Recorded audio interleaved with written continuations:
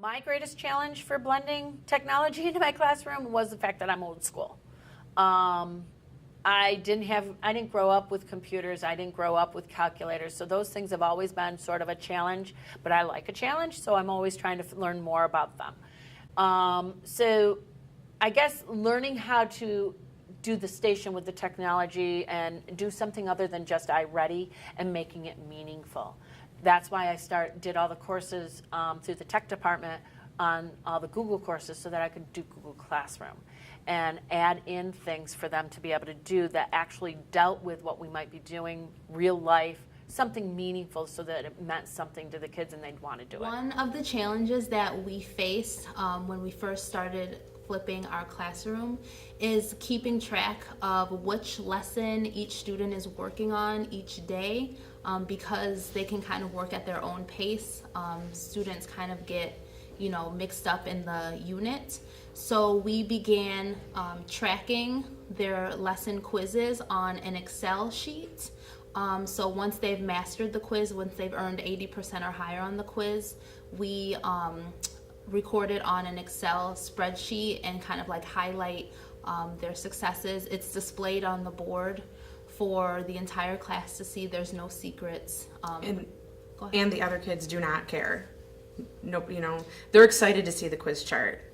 Mm-hmm. So it just kind of is a very quick guide at the beginning of each class as to where we're going, what our next step should be. But the real challenge has been putting the onus on the student versus on the teacher is something that is just so new to them. They're not used to it at first, and they're just waiting for me to tell them what we're doing next, and they want to wait for me to write on the board, and their work for the day is just writing what I'm writing, and that's not enough to pass a Regents chemistry exam. So the onus is on them as we graduate in scaffold and responsibility to choosing what you're going to work on, how deeply you're going to work on it, and that's where the biggest struggle has been, is getting students to take ownership of their work, and once they do, then they're off to the races, and they like it, but they struggle at first. I have some tricks in my toolbox to help kids overcome the problems that they encounter with the flipped classroom. Number one is one-on-one conferences. So I give progress reports at the end of every test. So when I give you your test back, I give you a progress report.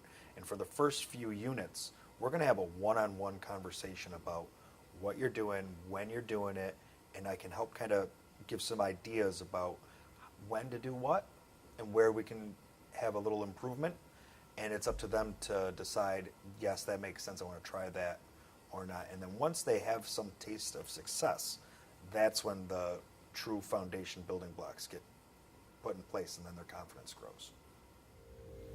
I would say another challenge would be you definitely have those students that move a lot faster than some of the other students in the class. So what do you do with that extra time, making sure you're using it in a useful way? And we just kind of decided to come up with, from whatever point we're at, from the beginning of the year to that point, coming up with Regents exam questions for those students to continue to practice so it's not lost, instructional time. The biggest or greatest challenge for blending my classroom was having the students comfortable with the technology. The students are pretty familiar with the Chromebooks, how to log in, how to log onto Google Classroom, but then it came to me wanting to incorporate more programs like ThingLink or Padlet, and the biggest challenge was having them comfortable with using these tools. And so it would take me time just to teach them how to use them over and over and over again. So I would definitely say having the students comfortable with using these programs with technology was my biggest struggle. I managed to deal with my struggles of having the students unfamiliar with the programs by really taking the time to train some experts in the classroom. I would give up my lunch time, or I would work with my administrators to use my planning time to work with them. So instead of going with meetings, I would have maybe 3 to 4 students come and sit at the table with me, and I would model how to teach their peers to use these programs. I saw that training experts was a fantastic strategy with teaching the other students. And so I could go through a mini lesson and then say, okay, you all can work with an expert. I've also would do groupings, and so I would have 3 to 4 groups where I would have each expert sit with the group, and that way I knew that all of the students would be comfortable with using the technology because they were learning with a small group setting. One challenge that I faced in my own classroom was kind of the organization or the flow of the students.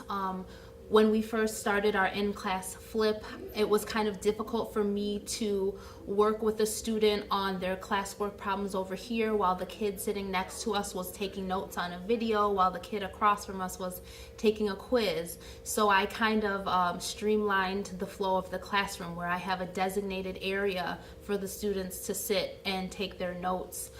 Then there's sort of like small groups where kids who are doing classwork can sit and talk amongst each other, and then there's a separate area for quizzing where I can kind of monitor what the students are doing or how they're taking their quizzes each day. And it just kind of helps kind of designate, you know, who's doing what. And it's good for me to see the students kind of been taking notes for 45 minutes. Maybe I should go see what they're doing over there and, you know, free up that space for another kid to move in and take notes.